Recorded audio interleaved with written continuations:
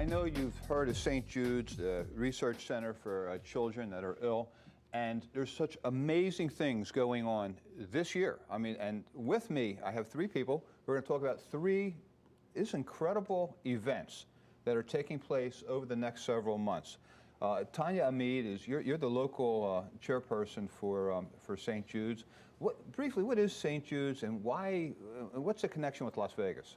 So we are the local chapter over here. St. Jude, we have a hospital in Memphis in Tennessee, and St. Jude is all about, there's a hospital over there that treats children that are ill primarily with cancer and other catastrophic diseases. Children are treated free of charge. No family is ever expected to pay in St. Jude. I think that's one of the things that St. Jude is most known for. You have no insurance, no problem? No, families never pay for treatment, and I think that's one of the most beautiful things about St. Jude. And then other than that is the research center. 50 years ago, when St. Jude started, the cancer survival rate for leukemia was 4%, which was basically a death sentence at the time. And today, due to St. Jude's research, it's 94% the survival rate. Okay, now just repeat those numbers because they're so important. Mm-hmm. When the research at St. Jude's started, mm-hmm. there was a 4% cure rate for children. For leukemia, which is the most common form of childhood cancer. Right. The overall survival rate for all forms of cancer was 20% 50 years ago, and today it's 80%. But if we take the most common form of cancer, which is leukemia, at the time it was 4%, today it's 94%, which is huge. You know, if a child at the time got, cancer, I mean, the child basically died 50 years ago, and so we've done such huge accomplishments. And I think one of the main things to know also about St. Jude is known for the treatment of cancer, but it really treats all deadly diseases for children. And because St. Jude is not a profit center, it has the ability to find cures and medicine even for the rarest diseases for children. Yeah, and Jennifer Maffeo, you work full-time for St. Jude's. Why do you think they've had such great success in curing, but changing the longevity rates of children with cancer? Sure. So St. Jude is the world's leader in terms of finding cures and saving children who are suffering from cancer and other catastrophic diseases. And the reason is, you have great hospitals and you have great research institutions. What sets St. Jude apart is the fact that it's both. Our scientists and our doctors are working under the same roof. So we exercise a type of medicine called the bench to bedside model. So there is constant collaboration between the research side and our doctors. And that's a big reason why we have the world's best survival rates. St. Jude is a place where doctors send their toughest cases. And it's because we have done so much work in terms of acute lymphoblastic leukemia. We have the world's best survival rates for brain cancer. And when a child is sick, I mean, it's a child. They deserve a chance to have a long and healthy life. And so our priority is making sure that that child gets the treatment they need so they can get well and they can go back home and just be a kid. Yeah, we have some video I'd like to show in a minute. Then after the video, maybe we can talk about, why the treatment of some of these illnesses and diseases are different with children than they may be with adults. Let's take a look at this. Is a video about the work that St. Jude's does. She had a high fever for about 9 days, and she was, very dehydrated. And they checked some of her counts, and her counts looked really, really low. We did, at the time, not know what counts are. We were still normal parents going to the pediatrician, just pricking her finger. They told us that your daughter doesn't have cancer, like it's just a fever virus that apparently is attacking her bone marrow. We went home and just focused on the new baby we had coming, right. But I think we knew something was wrong. Your daughter has leukemia. You need to fly to St. Jude in Memphis tomorrow morning. They kept telling us how wonderful St. Jude was in Memphis. You'll be amazed. You'll be so happy you'll be treated there. And at the time, we kept hoping this, we don't want cancer. We don't want any of that, so we don't really care. When you walk in the building and you see the murals on the wall and you see all the colors, it doesn't feel like a hospital.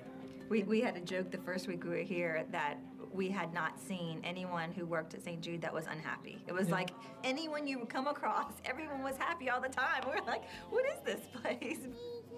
Anna James thinks it's a vacation to come here. We say we're going to St. Jude Hospital. They get excited. I mean, this is fun. And when we don't bring one of them, it's devastating. I mean, how could you not bring me to St. Jude Hospital?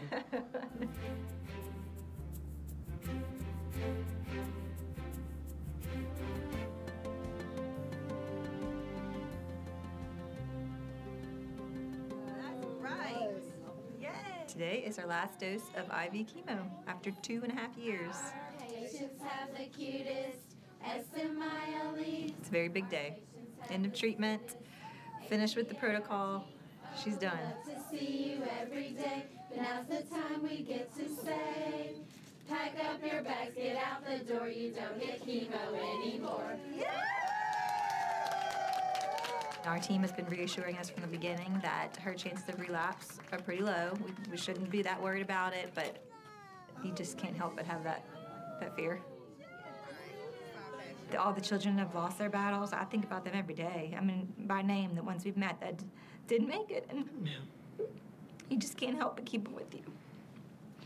Well, and there'll be a time when she'll come home late, when she's 16, and we'll catch her sneaking in, and we'll say something, like, I just can't believe with everything we did for you. I did for you.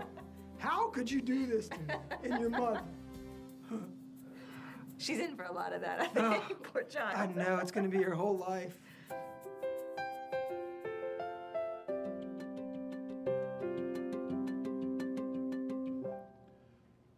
I mean, that's exciting when you see something like that, but maybe it's obvious, the answer to this question, but why do we need a separate facility for children?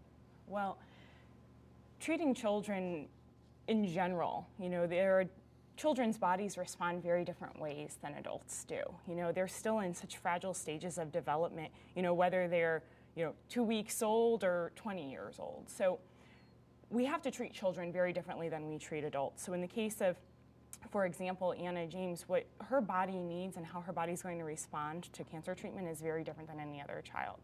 And that's why St. Jude, especially lately, has really taken on the world of personalized medicine, where not only are we going to be treating children differently than adults would be treated, but every single child will receive a very specialized and personalized form of treatment for their type of cancer.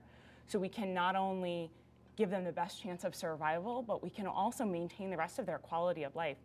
They're so young and they have so much time ahead of them that we need to be very careful about what type of secondary effects their body will be undergoing as a result of their treatment. And long-term effects. I mean, you can get a particular drug, you don't know what it does 30 years later. Right, exactly. And that's one of the reasons that at St. Jude we have the longest after completion therapy program of any other hospital in the world. So when a patient comes to St. Jude, we will see them for 15 years of follow-up care after they've completed treatment, or until they're 18 years of age, whichever comes later. Because again, we'll have some kids that, we see some of them may only be 2-3 months old. Mm-hmm. And then beyond that, we have additional follow-up programs so that we can be monitoring the effects of some of our patients that were treated when our doors opened 50 years ago. Mm-hmm. So you just don't cut off a kid at 18. If his child is sick and comes to see you at 17 and a half, and it takes 2-3 years to administer a protocol, that child will stay in the program. Every patient's case is analyzed depending on what their needs are. And certainly, as Tanya said, St. Jude's located in Memphis, Tennessee. So with patients coming from all 50 states and over 80 countries around the world, we want to make sure that first the child really needs to come to St. Jude.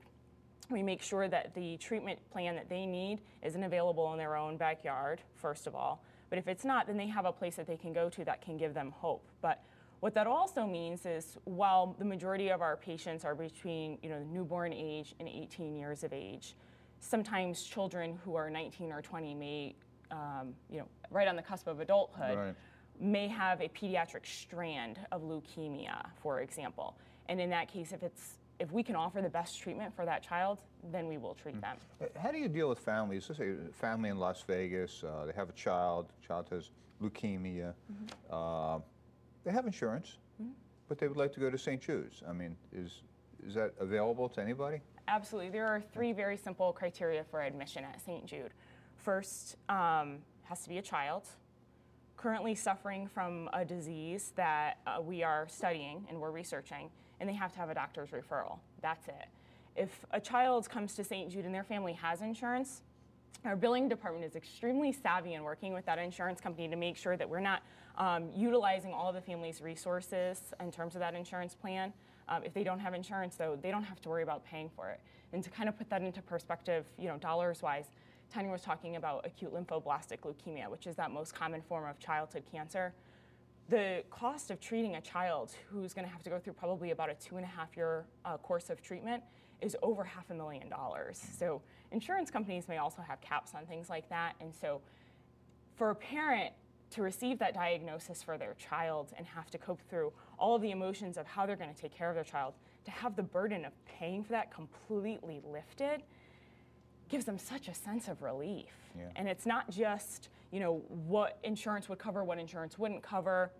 It doesn't matter just in regards of what the treatment plan actually... They get the treatment, whatever they need, irrespective of the price. And they also get their travel to and from the hospital, they get their food, their lodging. So literally, all mom and dad have to worry about is making sure their child gets well and they get to go back home. Yeah, and Tanya, these things are very expensive, as Jennifer was indicating. Mm-hmm. So how do you pay for them? That's what we're here for. That's what we're here for. Yeah. That's what we work so hard for all year round, to make sure that, these families, like Jennifer was saying, that once you hear those devastating 4 words, your child has cancer, all the family needs to do is be there for their child and make sure that their child gets the right treatment. So what we do in our local chapter over here, we have 2 major fundraisers. One is the Grand Gala that happens this year, May 3rd, at the Smith Center for Performing Arts. And that's open to anybody who wants to help, right? And corporations, private people. We've got a lot of great, wonderful things that are going on over there. A little secret I'll tell you, Jason Alexander, better known as George from Seinfeld, is going to be at the event, so that's going to be really exciting. So all those Seinfeld fans better get out there. Yeah, so he'll be at that event. And one of the biggest things that happens, we've got a whole division that produces artwork, sculptures. Every year we do a new collection. This year we have a new one, which is called Celebration of Life. One of the artists that's painting them is Vladimir Kush. He's an international renowned artist, and he's going to be painting at the Miracle Malls, I think January 31st through February 3rd, and we're going to start the bidding process over there at his studio, which we will finalize the bidding process at the gala itself. And these sculptures go for crazy amounts of money. But there's also things, you're auctioning off things that are very affordable for other people. And for those of us that have been around town, you see these large hearts, these coal sculptures over at the Smith Center, over at Town Square, and other places all around town. They were part of a project that was a fundraiser for St. Jude's, where artists created these hearts that you see about this high around town, and so it's present everywhere. Correct. So that is May 3rd. Is the gala. May 3rd, and for information, there's a website, stjudelasvegas.org. You can get all the information about the gala, the sculptures, and all our activity. Another little fundraiser that we're starting this year is one that we're very proud and very excited about. Is our celebrity poker tournament. And who is this handsome man that you have sitting here? He's being very patient. Got to be patient, play poker. Oh, that's true. So Daniel chairs our celebrity poker event. Daniel Negreanu. Did I say it right? Very close. Very close. Close is not right. And I'll let him do the rest of the talking on the poker. Well, he's like the most famous poker player in this part of the world, huh? We've been so lucky to have him. Which part of the world am I not? Exactly? Right here, Channel 3. Hey, you are. Yeah, so you've won what have you won? Well, actually, I was just recently named Player of the Year, both for Bluff Magazine, Card Player, also World Series of Poker for the second time. And they I don't know why they came up with this, but I was named Player of the Decade, because, you know, 2004 to 2013, that makes complete sense, right? But well, they just named me. cut up the decade anyway. Yeah, right. They decided just to come up with an award for Player of the Decade, just to give me something more. No, I appreciate it. I've had a good career, especially I've been here in Las Vegas for about 19 years, and yeah, I mean, poker's done a lot of good in terms of charity events, and it made a lot of sense for me to make the connection to a charitable event for St. Jude's. What is it about St. Jude's that inspired you? Well, for me, there's a couple things that stick out, and most importantly, that no child gets turned away. So, you know, even a child that doesn't really have much of a chance, they see value in treating this child because, as you know, she gave you the numbers earlier, they went from 4% to 94% because they spent the time and energy not just saying, okay, well, you know, this isn't going to work anyway. So that really inspires me, and you know, the people that are involved in it and how passionate they are about it and what they do, and you know, I watched the video. I mean, that just got me right there. Yeah. So when you have a poker tournament it's going to benefit St. Jude's, I mean, people get to play with Daniel. How does that work? Absolutely. Oh, they're going to lose all their money, aren't they? Yeah, they are. No, it's actually, we've created a really unique concept. You know, a typical poker charity tournament is you have, say, 100 people show up, and then you play down to one winner, and there's one prize. This one's a little different in that we're going to have different prizes at different, you know, price points and different levels. So essentially, all you're going to do is beat one table, and you get to choose which prize you're going to play for. And we're going to have these prizes donated from various corporations and companies. So assumingly, the better players will play for the better prize, right? So well, it depends what the prize is. Yeah. Which is, you know, you may have some entry-level prizes that, you know, just coming up with, say, vacation, Hawaii vacation. If you have 10 players, maybe each putting up $1,000, the winner of that will get the prize package. Yeah. I mean, you made a statement. I don't know if you're kidding or serious. We were talking about patience. So, you know, what is the most important quality that somebody needs to play poker? Well, there's three things, but, you know, patience is one of them. I call it patience and discipline. The other is people reading skills, the ability to connect with people, you know, having a high emotional intelligence, something along those lines. And then three is just the fundamental knowledge, and that's the easy part, because that you can get in books or you can get from training sites. But the knack for people is really what sets you apart. So does that help you in relationships? With women? Yeah. Not so far. Okay. So it's only good for poker? No, it's good for life. It definitely helps you.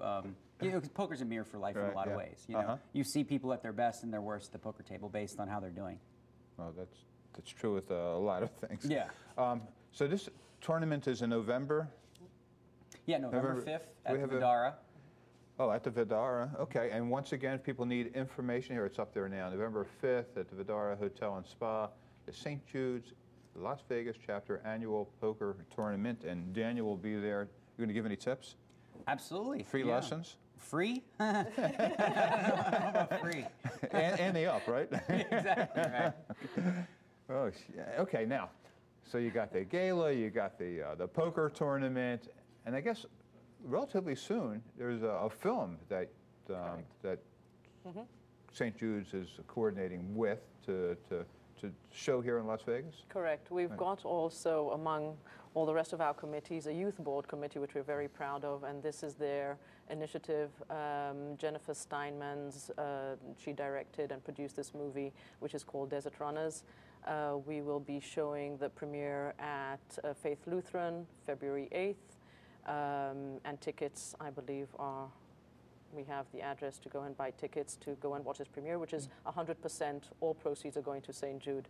So, again... what is this about, Tanya? Desert Runners. So it's a documentary that has... it's a documentary that has won several awards.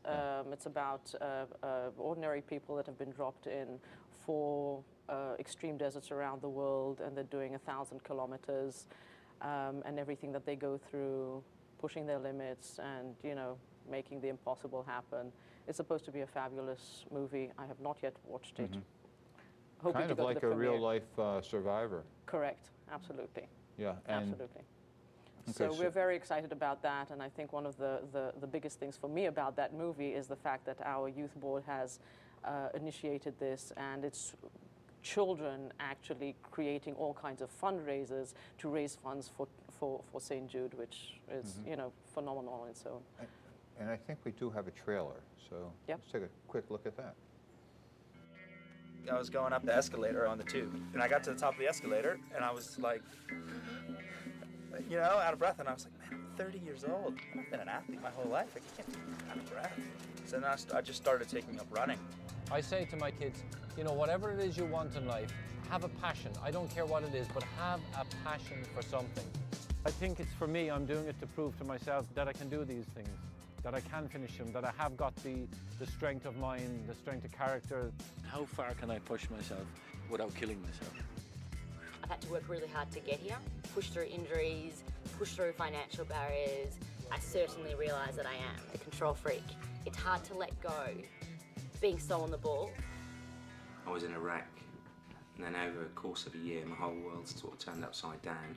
The whole intention of doing 4 deserts in a year, it was a part of my grieving process. The only thing I know how to do is put one leg in front of the other. It doesn't go away. It does not go away, the feeling of, am I going to get through this? We're in the desert. Like, there's a lot of unknown factors here. Heat, terrain, things that I can't really control. I think man innately just seeks to see how much further can we push the envelope. Oh. My body is shutting down. Has he been up there for 4 hours, mate?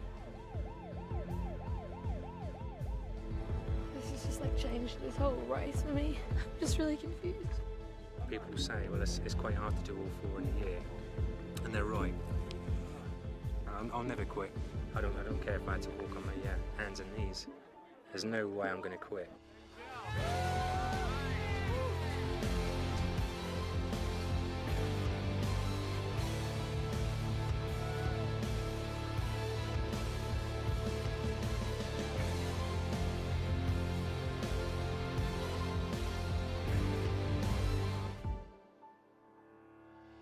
Well, it looks like an interesting movie, and as you said, this has won some awards, and it's going to be the first, I guess, local showing. Correct. Why are projects, Jennifer, a small one? I mean, look, it's $10 for students, $20 for adults, compared to, I'm sure, the cost of playing poker with Daniel, probably a little bit more money.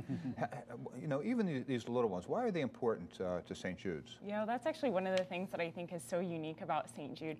Because our funding comes from everyday people, we can spend that money, our doctors and scientists can spend that money on really what matters most. It's uncovering the next big breakthrough instead of having to devote their time on grant applications and paperwork.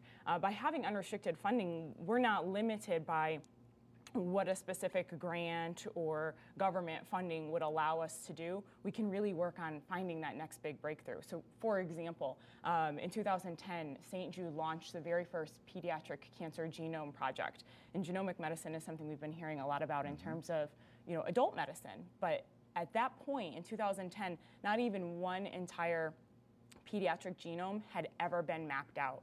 So St. Jude undertook this project to map out 600 healthy and cancerous genomes so we could really identify the origins and the causes of cancer, as well as better ways to treat it. And because of the research that's come from that 3-year study, we actually have learned more than we had ever gained, than all of the information collected in 50 years of prior research. So with that money coming from everyday people, it's truly events like those that are happening here in Las Vegas. And it's, while certainly the large events and the major gifts make a big difference, the average donation at St. Jude is just $30. So it's the folks that are going to the movie premiere that really are helping make a difference. Yeah, and the advances, of course, over the next 10 years are going to be geometrically increased as well, we hope. Absolutely. Our goal by the year 2020 is to raise that overall cancer, pediatric cancer survival rate from 80% where it is today to 90% in the next 6 years. So that's what folks here in town are going to make happen. And it's doable. If people help St. Jude's either with the gala, with the movie, or with the poker tournament. How did you get involved in poker? I mean, how did that start? I mean, you were a 7-year-old playing cards? Well, I was a teenager and I was a bad boy. So I was in the pool halls, I was cutting school, right? Yeah, cutting school to play pool and things like that, and just sort of happened into poker and noticed that the same people keep winning. And I thought, this isn't luck. So I did some more study and really got into it, and then started playing in Toronto for about 4 or 5 years until I was old enough to make the move to Las Vegas. And then when I was 21, I came to Las Vegas and was like, look out, here I come. Went back to Toronto with my tail between my legs and no money. Took about 8 months or so for me to really, adjust to understanding that these guys have seen hometown heroes come and go, right? So it took some learning, and eventually I figured it out. And what was when did you know? When was the first time you won a tournament or won a whatever, a bet, and you realized, hey man, I may have it? Well, I think I woke up one morning when I was about 22, and I'd realized for the last 4 years I'd been playing poker for a living, and I thought to myself, well, I guess this is what I do for a living. But not until I was 23, I became the youngest player ever to win a World Series of Poker event. It was the first one I'd ever played, and I went from a $3,000 bankroll to having $170,000, and I found a way to blow that. But learning experience, we'll call it that. But it was right around my early 20s when I figured it. Is there a difference when you're playing poker and there's actual cash on the table compared to chips? Is there a psychological difference? I think for some people, yeah. And when you're playing in the tournaments, though, it's much more like a sport in that you get a set amount of chips. When you lose them, you're gone. Cash games are very different. They're a little more cutthroat, and that's where you may see the cash on the table. There was a show that aired for many years called High Stakes Poker, where there's evidence of me taking two $50,000 bricks and putting them in the middle, and they didn't come back. But overall, I'd say that it can be a psychological impact on people that aren't used to it. Yeah, I guess there's a reason why casinos use chips. Yeah. Yeah. Well, thank you very much, Tanya, Jennifer, Daniel. Once again, St. Jude's has 3 incredible events. Pick the one you want to come to, whether it's the gala, whether it's the movie, or whether it's the poker tournament. I mean, there's something there for everybody, right? I mean, you can find your way to help St. Jude's. It certainly is appreciated. And the website, one more time, is that up there? stjudes.org. stjudes.org. Yep. / Is that what the thing is? Yeah. Las Vegas. Okay. Thank you, and we'll see you next week.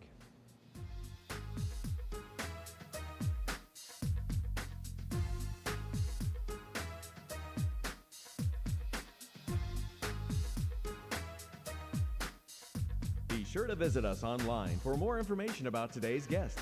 To see past shows or even contacting us about being on the show, simply go to theedbernsteinshow.com. That's theedbernsteinshow.com.